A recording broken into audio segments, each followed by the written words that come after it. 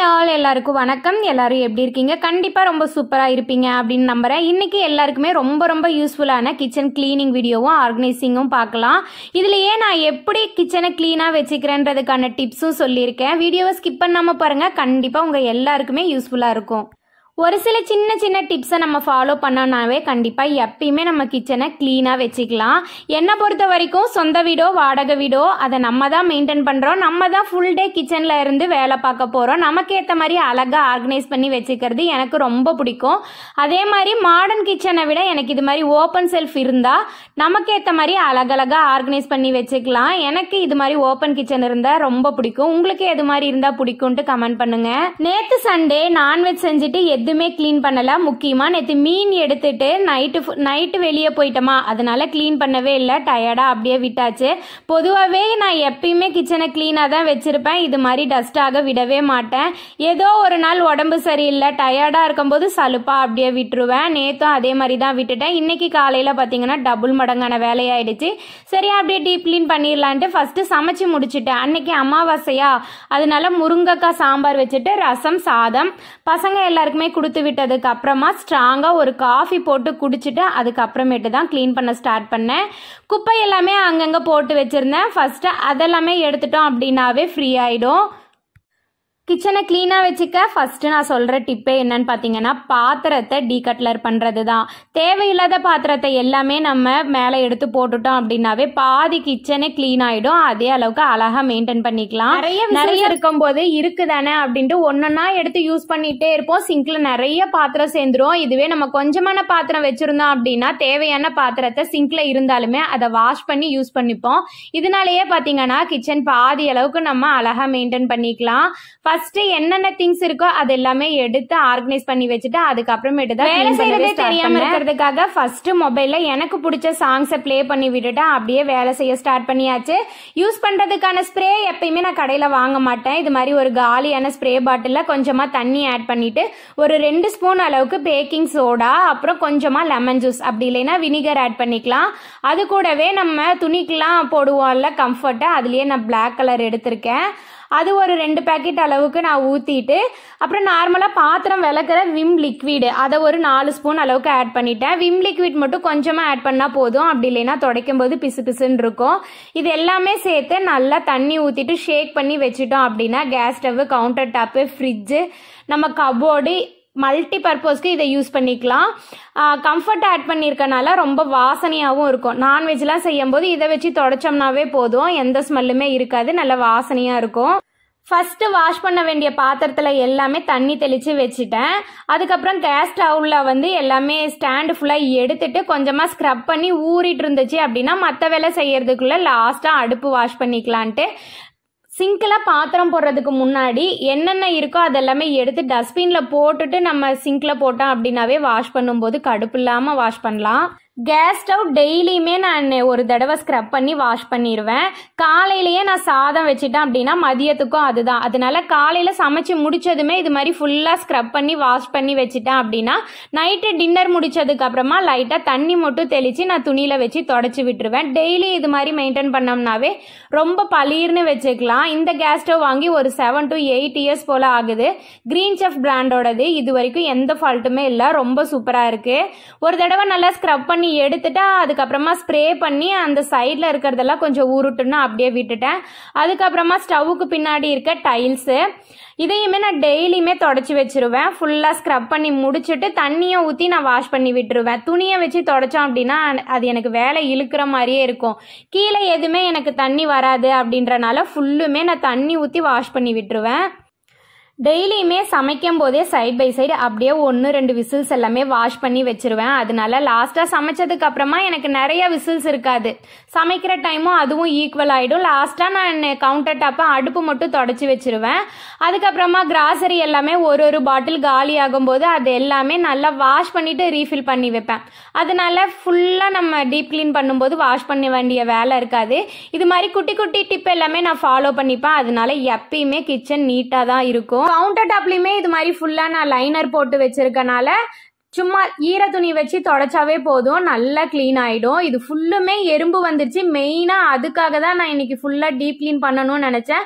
First liner எல்லாமே எடுத்துட்டு ஒரு துணி வச்சுட்டு இருக்க டஸ்ட் எல்லாமே ஃபஸ்ட்டு தொடச்சி எடுத்துட்டேன். இந்த பெயிண்ட் பார்த்தீங்கன்னா வாட்டர் ப்ரூஃப் தான். நம்ம அழுக்கு இருந்துச்சு அப்படின்னா ஸ்க்ரப் பண்ணி வாஷ் பண்ணிக்கலாம் அப்படின்னு தான் சொல்லியிருந்தாங்க. அங்கே ஃபுல்லுமே மாவாட்டுறது, மிக்சி போடுறது, அதனால ரொம்ப அழுக்காக இருந்ததா, அதனால ஃபஸ்ட்டு அதுக்கு தண்ணி தெளிச்சுட்டு நல்லா நம்ம பாத்திரம் விளக்குற ஸ்க்ரப்பை வச்சு தேய்ச்சி நல்லா தண்ணி ஊற்றி கழுவி விட்டுட்டேன். ஓரளவுக்கு இருந்த அழுக்கு எல்லாமே போயிருச்சு.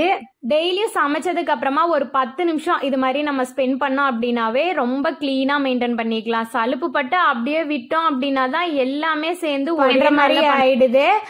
ஃபர்ஸ்ட் ஸ்டார்ட் பண்றதுக்கு தான் டைம் ஆகும். ஒரு 5 நிமிஷம் கழிச்சு ஸ்டார்ட் பண்ணுவோம், 10 நிமிஷம் கழிச்சு ஸ்டார்ட் பண்ணுவோம் அப்படின்ட்டு உக்காந்துட்டே இருப்பேன். ஸ்டார்ட் பண்ணிட்டேன் அப்படின்னா எவ்வளோ வேலை இருந்தாலும் அதெல்லாம் முடிச்சுட்டு தான் உட்காருவேன். என்ன மாதிரி யாரெல்லாம் இருக்கீங்கன்னு கண்டிப்பாக கமெண்ட்ல சொல்லுங்க.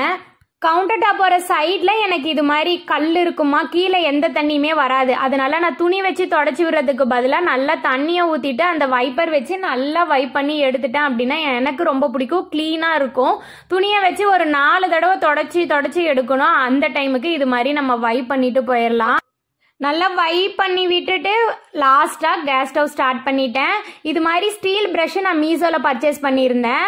சைடில் எல்லாமே இதை வச்சு நான் தேய்க்க மாட்டேன். நடுவில் கொஞ்சமாக ஏதாச்சும் சிந்தி இருந்துச்சு அப்படின்னா துரு பிடிச்ச மாதிரி ஆயிடும்ல, அதுக்கு மட்டும் இது மாதிரி நல்லா ஸ்க்ரப் பண்ணி விட்டுட்டோம் அப்படின்னா க்ளீனாக வந்துடும். அதுக்கப்புறமா ஈர துணி வச்சு நல்லா தொடச்சிட்டு அதுக்கப்புறம் ஒரு ட்ரை கிளாத் வச்சு நல்லா தொடச்சி எடுத்துருவேன்.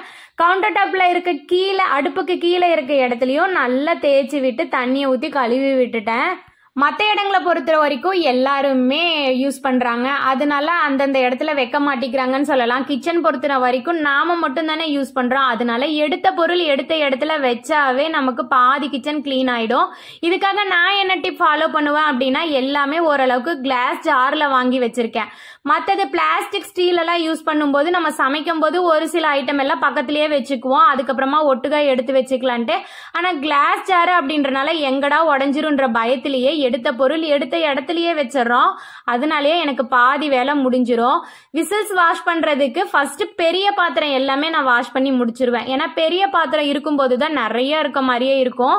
அது ஒரு 4-5 தான் இருக்கும், ஆனா சிங்க் நிறைஞ்சு வலிகிற மாதிரி இருக்கும். அதனால ஃபர்ஸ்ட் பெரிய பாத்திரம் எல்லாமே நான் விலக்கி முடிச்சிட்டேன் அப்படின்னா பாதி சிங்க் காலி ஆயிடும். அதுக்கப்புறமா இருக்க பிளேட் எல்லாமே வாஷ் பண்ணி எடுத்துருவேன். இதுவே முக்கால்வாசி காலி ஆயிடும். அதுக்கப்புறமா டம்ளர் ஃபுல்லோ கரண்டி ஃபுல்லோ அது மாதிரி என்னென்ன இருக்கோ பார்த்து வாஷ் பண்ணி வச்சிருவேன். காலையில சமைச்சு முடிச்சதுமே இவ்வளோ பாத்திரம் இருக்கும், வாஷ் பண்ணி வச்சுட்டேன் அப்படின்னா அதுக்கப்புறமா நம்ம சாப்பிட்ற பிளேட்டு, டீ வைக்கிறது அது மட்டும்தான் இருக்கும். அதெல்லாமே கையோட அப்பப்போ வாஷ் பண்ணி வச்சிருவேன். நைட்டு டின்னருக்கு செஞ்சு முடிச்சுட்டு வாஷ் பண்ணேன் அப்படின்னா சீக்கிரம் சாப்பிட்டுட்டோம் அப்படின்னா இருக்க விசில்ஸ் எல்லாமே வாஷ் பண்ணுவேன். அப்படி இல்லைன்னா காலையில எழுந்து சமைக்கும் போதே அதுவும் சைட் பை சைட் வாஷ் பண்ணி முடிச்சிருவேன்.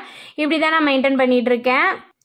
பாத்திரத்தை வாஷ் பண்ணி முடிச்சுட்டு அப்படியே அந்த சிங்கையுமே வாஷ் பண்ணி விட்டுருவேன். அதுக்காகவே தனியாக ஒரு ஸ்க்ரப்பு வச்சுருக்கேன். அதில் நம்ம வாஷ் பண்ணுற அதே சோப்பை யூஸ் பண்ணி ஃபுல்லாக ஸ்க்ரப் பண்ணி அந்த பைப்பு எல்லாத்தையுமே கையோட டெய்லியுமே வாஷ் பண்ணி எடுத்துருவேன். அதனால இந்த உப்பு தண்ணி யூஸ் பண்ணுறனால உப்பு படியும்ல, அதெல்லாமே நமக்கு வராது. ஒரு 4-5 நாள் விட்டுட்டோம் அப்படின்னாவே உப்பு படிஞ்சிரும். அதோட கையோடையே நான் எல்லாத்தையுமே வாஷ் பண்ணிடுவேன்.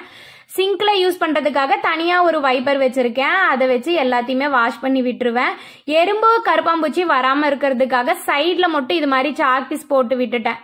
எப்படியுமே இந்த லைனர் யூஸ் பண்ணி தான் வைக்க போறேன்னா அதனால சைட்ல ஃபுல்லாவுமே சாக் பீஸ் போட்டு விட்டுட்டு இந்த லைனர் பார்த்தீங்கன்னா நான் நியர்பை ஷாப்பில் வாங்கினேன். ஆல்ரெடி ஒன்று யூஸ் பண்ணிட்டு இருந்தேன், அதை வந்து மீஷோவில் வாங்கினேன். அந்த அளவுக்கு குவாலிட்டி எனக்கு என்னமோ பிடிக்கல. ஆனால் இது பார்த்தீங்கன்னா ரொம்ப குவாலிட்டியாக இருக்குது, மொத்தமாக சூப்பராக இருந்துச்சு. இது வந்து எனக்கு ஒரு 4 ரேக்குக்கு தான் வந்தது. லாஸ்ட்டில் பார்த்தீங்கன்னா கொஞ்சமாக பத்தாது. அதுதான் நான் பழைய ரன்னர் யூஸ் பண்ணிட்டு இருந்தேன். அதையே வச்சு அங்கே நான் கவர் பண்ணிட்டு சைட் பை சைடாக எல்லாத்தையுமே எடுத்து ஆர்கனைஸ் பண்ணிட்டேன். வைக்கும்போது எல்லாத்தையுமே ஒரு தடவை நல்லா ஸ்ப்ரே பண்ணி தொடச்சி விட்டுட்டு வச்சுட்டேன்.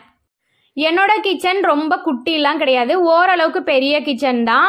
கன்வீனியண்ட்டாக இருக்கும். நிறைய திங்ஸை நான் டம்ப் பண்ணி வைக்காம போதுன்ற திங்ஸை மட்டும் வச்சுட்டு மீதி எல்லாத்தையுமே பேக் பண்ணி மேலே வச்சுட்டேன். கொஞ்சமான திங்ஸ் மட்டும் யாரோ வந்தால் டக்குன்னு எடுக்கிற மாதிரி ஒரு கவரில் போட்டு மேலே வச்சுருக்கேன். யாரோ வந்தாங்க அப்படின்னா அதை எடுத்து யூஸ் பண்ணிவிட்டு மறுபடியும் வாஷ் பண்ணி அதே இடத்துலையே எடுத்து வச்சிருவேன். ஒவ்வொன்றா நல்லா ஸ்ப்ரே பண்ணி தொடச்சி எடுத்து வச்சுட்டேன். மிக்சி, கிரைண்டரு, அப்புறம் கரண்ட் அடுப்பு அது எல்லாத்தையுமே ஸ்ப்ரே பண்ணி தொடச்சி வச்சுட்டோம் அப்படின்னாவே வேலை முடிஞ்சிடும். ஃபுல்லும் கவுண்டர் டாப் ஃபுல்லுமே இன்னைக்கு க்ளீன் பண்ணியாச்சு. ஓவராலாக எப்படி இருக்கு அப்படின்னு சொல்லிட்டு காட்டுறேன்.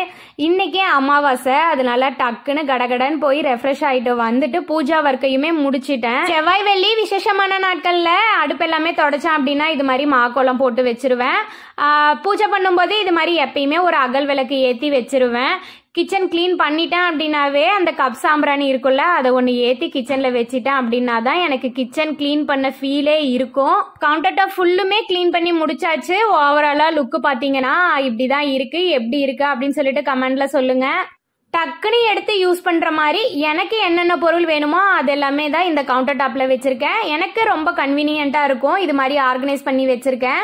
இந்த வீடியோ உங்கள் எல்லாருக்குமே கண்டிப்பாக ரொம்ப யூஸ்ஃபுல்லாக இருக்கும் அப்படின்னு நினைக்கிறேன். இந்த வீடியோ பிடிச்சிருந்தா நம்ம சேனலுக்கு சப்ஸ்கிரைப் பண்ணிவிட்டு அப்படியே லைக் பண்ணி விட்டுருங்க. இது வரைக்கும் நம்ம சேனலுக்கு சப்ஸ்கிரைப் பண்ண எல்லாருக்குமே ரொம்ப ரொம்ப நன்றி. வேற ஒரு சூப்பரான vlogல பார்க்கலாம். அது வரைக்கும் எல்லாருக்கும் பாய்.